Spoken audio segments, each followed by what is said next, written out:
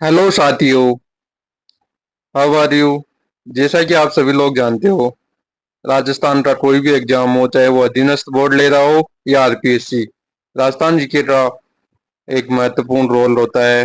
तो आज हम स्टार्ट करने जा रहे हैं राजस्थान जीके की टॉपिक वाइज एमसीक्यू सीरीज, जिसमें आज हम राजस्थान हिस्ट्री का जो टॉपिक लेने वाले हैं वो टॉपिक है एस ऐतिहासिक राजस्थान एवं प्रागैतिहासिक स्थल, यानी historic Rajasthan and pre historic sites. तो आज का क्वेश्चन है अपना, निम्नलिखित में से किस स्थल से शासक मिनेंडर के 16 सिक्के प्राप्त हुए हैं। तो क्वेश्चन का इसका ऑप्शन आपको दे रखा है, बेराट, नगरी, रेड या नगर। तो इसका आंसर आएगा बेराट। तो देखो, क्वेश्चंस एमसीक्यू आपको बहुत सारी बुक्स में मिल जाएंगे, लेकिन मेरे तरह ये क्वेश्चंस कराने का मकसद है कि आपको बता सकूं कि किस क्वेश्चन को किस टाइप से घुमाया जा सकता है।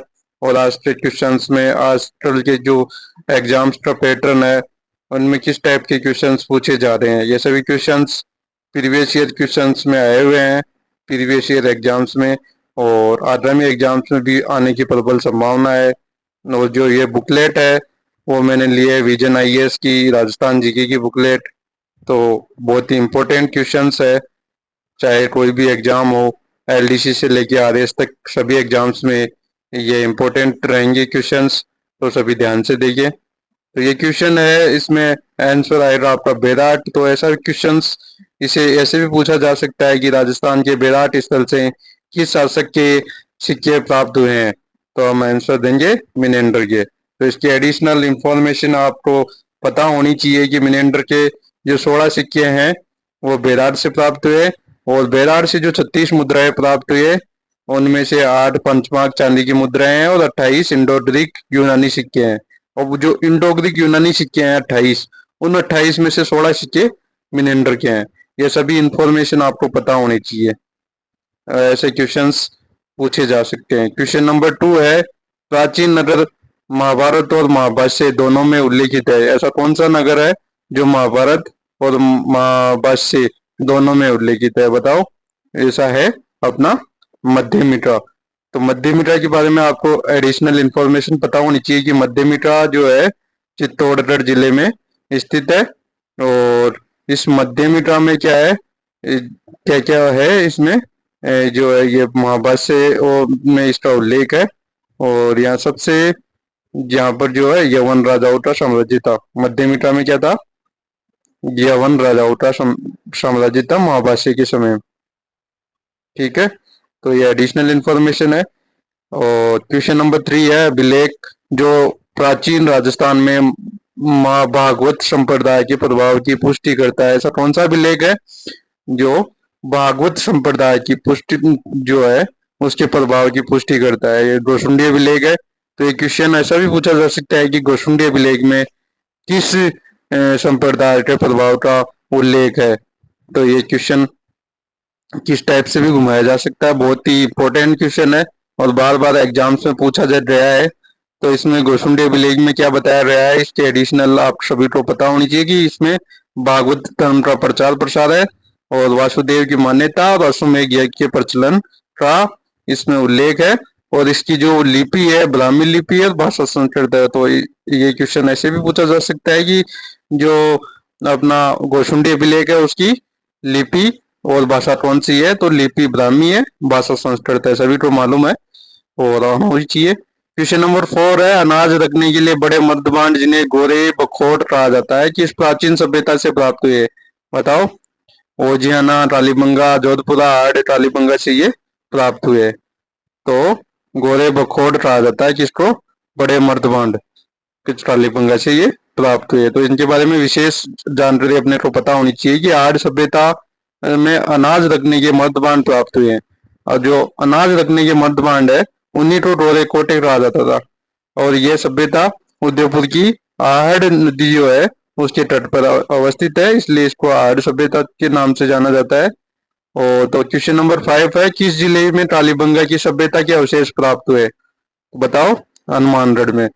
तो इसका क्वेश्चन पूछा जा सकता है कि हनुमानगढ़ में जो है कौन सी सभ्यता के अवशेष प्राप्त हुए। ठीक है, तो हनुमानगढ़ में टालीबंगा से के अवशेष प्राप्त हुए, कि तो क्वेश्चन को ऐसे भी घुमाया जा सकता है। तो टालीबंधा के बारे में जो इंफॉर्मेशन है वो आपको पता होनी चाहिए कि सर्वप्रथम 1952 में अमलानंद रोष ने इसकी उत्खनन किया था। और पूर्व हड़प्पाकालीन और हड़प्पाकालीन उत्तर हड़प्पाकालीन सभ्यता के अवशेष यहाँ पे प्राप्त हुए हैं। पूर्व हड़प्पाकालीन और हड़प्पाकालीन सभ्यता के अवशेष यहाँ से प्राप्त हुए हैं, ऐसा है। तो इसमें इंपॉर्टेंट क्वेश्चन है, ऐसे बन सकता है कि 1952 में अमलानंद रोष ने इसका उत्खनन किया, और जो अवशेष है ये हनुमानगढ़ के कौन से जिले में, हनुमानगढ़ जो जिला है उसमें कौन सी सभ्यता के अवशेष प्राप्त हुए, टालीबंधा। तो इस टाइप से क्वेश्चन को आप याद रखिए। अपना क्वेश्चन नंबर 6 है, निम्नलिखित में से कौन सा महाजनपद राजस्थान में स्थित है। ये बहुत ही बेसिक क्वेश्चन है। मत्स्य जनपद जो है राजस्थान से में अवस्थित है। तो मत्स्य जनपद के बारे में आपको पता होना चाहिए कि राजस्थान का जो जयपुर जिला है, जयपुर जिले में मत्स्य जनपद स्थित था। और ये जो बैराड़ की पहाड़ियां हैं उनसे सरस्वती नदी निकलती थी, वहां पे ये जो है विराटनगर में ये सभ्यता जो है, ये जो महाजनपद है मत्स्य जनपद वो अवस्थित था।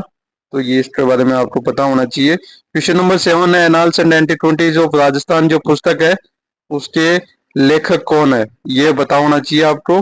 जेम्स टोड ने ये पुस्तक लिखी थी, और ये पुस्तक राजस्थान हिस्ट्री का एक इम्पोर्टेंट पुस्तक है। तो ऐसे क्वेश्चंस बार बार रिपीट होते आए हैं और होते रहेंगे। इसमें कभी पूछ लिया जाता है कि annals and antiquities of Rajasthan जो पुस्तक है वो किसकी है, और जेम्स टोड की कौन सी पुस्तक है, या लिख देंगे कि जेम्स टोड ने कौन से सन में annals and antiquities of Rajasthan पुस्तक लिखी। तो 1829 में ये लिखी, और इसमें इस पुस्तक में इसने राजस्थान को रायथान और रायसीना नाम दिया। तो कौन सी पुस्तक में अपने राजस्थान को राजस्थान और रायसीना नाम दिया, ये क्वेश्चन भी पूछा जा सकता है। ट्रेवल्स इन वेस्टर्न इंडिया भी लिखी इसकी अन्य पुस्तक जो है, ट्रेवल्स इन वेस्टर्न इंडिया। तो ऐसे क्वेश्चन पूछा जा सकता है कि निम्नलिखित में से कौन सी पुस्तक जेम्स टोड के द्वारा लिखी गई पुस्तक है। इसमें दो ऑप्शन तो अपने ये दे देंगे और तीसरा अलग दे देगा, और या इनमें से कोई नहीं दे रहा तो वो आपको पता होना चाहिए कि ये कौन सा है। क्वेश्चन नंबर 8 है, सिंधु घाटी सभ्यता जो है, सिंधु घाटी संबंधित निम्नलिखित में से कौन सा स्थल राजस्थान में स्थित है। वो तो इसमें आपको पता होना चाहिए कि ये धौलावीरा है, धौलावीरा है, या कोट कावदी है, या कालीबंगा है, यूरोपन है। कौन सा राजस्थान में अवस्थित है बताओ। कालीबंगा है राजस्थान में, कालीबंगा राजस्थान में। कालीबंगा के बारे में आपको पहले बता दिया था ऊपर, तो इसका दोबारा पढ़ने की जरूरत नहीं है। कालीबंगा में क्या क्या है। क्वेश्चन नंबर 9 है, अपना महाभारत के अनुसार किस महाजनपद में पांडवों में अज्ञातवास के समय जीवन यापन किया। बताओ बताओ। मत्स्य जनपद जो है विराटनगर में, वहां पे पांडवों ने अज्ञातवास दिए तो जो व्यतीत किया था, इसके बारे में आप सभी को मालूम होना चाहिए। तो क्वेश्चन नंबर आगे का है 10 नंबर का क्वेश्चन है अपना, कौन सा पुरातात्विक स्थल अपने जो जिले से सही सुमेलित नहीं है, ये पता होना चाहिए आपको कि सुमेलित क्वेश्चन आते हैं एग्जाम में। एक ना एक क्वेश्चन आराम से पूछा जाता है कि ये कौन सी सभ्यता कौन से जिले से सुमेलित है। ऐसे बार बार रिपीट होते हैं ये क्वेश्चंस, और ये सेम टू सेम क्वेश्चन कई एग्जाम्स में रिपीट हुआ है ये। तो कालीबंगा हनुमानगढ़ सही है, बागौर भीलवाड़ा में सही है, गणेश्वर सिक्कर में सही है, बेराड़ जो है उदयपुर में ना होके जयपुर में है। ठीक है। क्वेश्चन नंबर 11 है अपना कि प्राचीन राजस्थान में निम्नलिखित में से कौन सा क्षेत्र बौद्ध धर्म का प्रमुख क्षेत्र रहा है। तो ये क्वेश्चन भी बहुत इंपॉर्टेंट क्वेश्चन है। तो विराटनगर इसका आंसर आएगा। और विराटनगर में कौन कौन सी चीजें हैं उसके बारे में भी अपने को पता होना चाहिए कि यहाँ बौद्ध मठ है, और ऐतिहासिक संपदा है यहाँ पे, ये बाबरू अभिलेख भी प्राप्त हुआ है जो अशोक की बौद्ध धर्मावलंबी सिद्ध करता है। तो इसमें ऐसा क्वेश्चन पूछा जा सकता है कि बाबरू अभिलेख में क्या प्राप्त हुआ है, बौद्ध धर्म, बौद्ध की जो अशोक का बुद्ध धर्मावलंबी जो है ये सिद्ध होता है। तो क्वेश्चन नंबर 12 है अपना सुमेलित का क्वेश्चन है। ऐसे क्वेश्चन बार बार रिपीट हुए हैं तो आहड़ जो है इसमें कौन सा समेकित नहीं है ये बताना है। ठीक है, तो आप सभी को बताना है कि आहड़ है एच डी सांकलिया सही है। गणेश्वर जो है अक्षय कीर्ति व्यास, गणेश्वर का अक्षय कीर्ति व्यास आएगा क्या? गणेश्वर का रतन चंद्र अग्रवाल है, अक्षय कीर्ति व्यास नहीं है। विराट का डी आर साहनी है और बाटोर का बी एन मिश्र है, सही है। क्वेश्चन नंबर 13 है अपना कि इनमें से कौन सा असुमेकित है। तो देखो ये क्वेश्चन का पैटर्न बता रहा हूं मैं, क्वेश्चन तो आपको बुक में से मिल जाएंगे। तो क्वेश्चंस ऐसे बार बार ऐसे ही क्वेश्चन आते हैं, हमें सुमेकित है और असुमेकित है। कौन से क्वेश्चन ऐसे ऐसे क्वेश्चंस इस टाइप के आते हैं। क्वेश्चन का पैटर्न देखिए, आप क्वेश्चन का पैटर्न देखिए और एनालिसिस करें। तो पहला क्वेश्चन ये 13 नंबर का क्वेश्चन ये अपना तो इसमें फर्स्ट ऑप्शन है अपना गंगानगर। तो इसमें गंगानगर का जो ऑप्शन है इसमें सुमेकित है कि नहीं है ये पता करना है। जो योद्धा गंगानगर को बोलते हैं, सही है। उदयपुर का प्राचीन नाम सेवी था, एकदम सही है। जालौर का स्वर्णगिरी है। और भरतपुर का नाम विराट बिल्कुल भी नहीं है। भरतपुर का नाम विराट नहीं है, विराट जयपुर का नाम है। भरतपुर का नाम विराट नहीं है, बिल्कुल गलत ऑप्शन इसमें 4 नंबर का समेकित है। तो ये आपको पता होना चाहिए। क्वेश्चन नंबर 14 की बात करते हैं, निम्नलिखित में से कौन सा समेकित नहीं है। तो समेकित है, समेकित नहीं है, ऐसे क्वेश्चन बार बार आते हैं और यही क्वेश्चन आएंगे। क्वेश्चन कोई बाहर से थोड़ी आएंगे, क्वेश्चन इनमें से आता है। लेकिन अपने को एक भी जो है ऑप्शन में अपने को कंफ्यूजन हो जाता है तो पूरा क्वेश्चन गलत हो जाता है। तो बिल्कुल सटीक याद रखना है अपने को इन सभी चीजों को। कालीबंगा जो है चूरू में है, ऐसा है क्या? कालीबंगा भी पढ़ी थी अपने हनुमानगढ़ में, तो ये ध्यान रखना है। हाट जो उदयपुर में सही है, गणेश्वर शिखर में है, बेराट जयपुर में है। तो ये जिलों में कौन सी सभ्यता कौन से जिले में है, ये विशेष रूप से ध्यान देने वाली बात है। और ज्यादातर क्वेश्चन आते हैं अपने कालीबंगा और हाट से, मैक्सिमम क्वेश्चंस, और गणेश्वर से पूछे जाते हैं।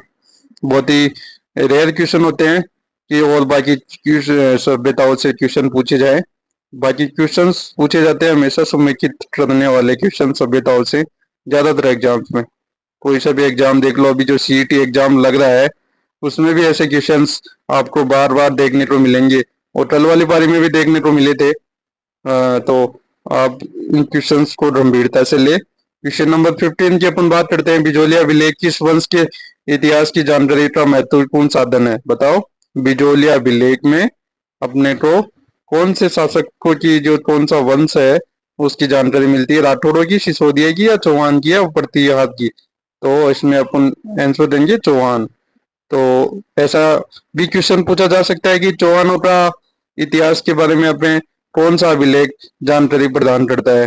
तो इस टाइप से भी एक क्वेश्चन को घुमा के पूछा जा सकता है। तो क्वेश्चन को दोनों तरफ से आपको याद रखना है और याद ये भी रखना है कि बिजोलिया अभिलेख में क्या क्या चीजें हैं। बिजोलिया अभिलेख में सांबर और जो शाकंभरी है, सांबर को शाकंभरी बोलते हैं, और अजमेर के जो चौहान है उनका वर्णन है। और भीलवाड़ा में के बिजोलिया गांव के पार्श्वनाथ मंदिर के समीप स्थित है, ये शिलालेख प्राप्त हुआ वहां से। और यह अभिलेख गुण जो है गुणभद्र द्वारा संस्कृत भाषा में रचित है। यह कौन सी भाषा में रचित है? संस्कृत में। किसने रचित किया इस अभिलेख को, यह भी पूछा जा सकता है। तो इसको विशेष रूप से आप ध्यान में रखें। क्वेश्चन नंबर 15 ये है अपना, क्वेश्चन नंबर 15। ठीक है, अब बीच के क्वेश्चन अरेंज करने में कोई दिक्कत हो गई तो अपन आज का क्लास यहीं पे समाप्त करते हैं और नेक्स्ट क्लास में अपन क्वेश्चन नंबर 16 देखेंगे। तो आप सभी लोग ध्यान रखें कि ये क्वेश्चंस अपना कराने का मूल मकसद यही है कि आपको बता सके कि एमसीक्यू किस टाइप के पूछे जा रहे हैं और किस टाइप से अपने को घुमाए जा सकते हैं इन क्वेश्चंस को। तो मिलते हैं अगली क्लास में क्वेश्चन नंबर 16 से आगे की क्लास क्वेश्चन